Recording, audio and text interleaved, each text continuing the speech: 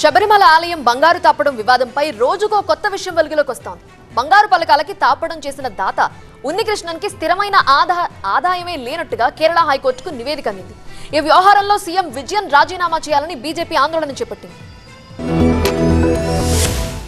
కేరళ శబరిమల ఆలయంలో బంగారు పలకాల బరువు తగ్గిపోవడంపై నిరసనలు కొనసాగుతున్నాయి. తిరువనంతపురంలో బీజేపీ కార్యకర్తలు కేరళ బీజేపీ చీఫ్ రాజీవ్ చంద్రశేఖరన్ ఆధ్వర్యంలో ర్యాలీ చేపట్టారు. సీఎం విజయన్ రాజీనామాకు డిమాండ్ చేశారు బీజేపీ నేతలు. బంగారు తాపడం బరువులో వ్యత్యాసం చోటు చేసుకోవడంపై క్రిమినల్ కేసు నమోదు చేసి దర్యాప్తు జరపాలని సిట్ ను ఆదేశించింది కేరళ హైకోర్టు. సెక్రటేరియట్ లోకి దూసుకెళ్లడానికి ఆందోళనకారులు ప్రయత్నించడంతో పోలీసులు అడ్డుకొని బీజేపీ కార్యకర్తలపై వాటర్ కెనాన్లు ప్రయోగించారు. శబరిమల ఆలయంలో బంగారు పలకాల బరువు తగ్గిపోవడంపై తలెత్తిన వివాదంలో రోజుకో కొత్త విషయం వెలుగులోకి వస్తోంది. గర్భగుడి బయట బంగారు పలకాలకు తాపడం దాత బెంగళూరు వ్యాపారి ఉన్నికృష్ణన్కి అసలు స్థిరమైన ఆదాయ వనరులే లేవని, ఆయన అందించే దాతృత్వ సేవలకు ఆదాయ పన్ను శాఖ వద్ద ఉన్న వివరాలకు పొంతనే లేదని ట్రావెన్కోర్ దేవస్థానం మండలి విజిలెన్స్ విభాగం తన నివేదికలో పేర్కొంది. 2017 నుంచి 2025 మధ్య ఉన్నికృష్ణన్ సమర్పించిన ఆదాయ పన్ను పత్రాలని పరిశీలించి రూపొందించిన నివేదికను విజిలెన్స్ విభాగం కేరళ హైకోర్టుకు అందజేసింది. ఈ నివేదిక ఆధారంగానే దర్యాప్తు కోసం సిట్ ను నియమించింది న్యాయస్థానం.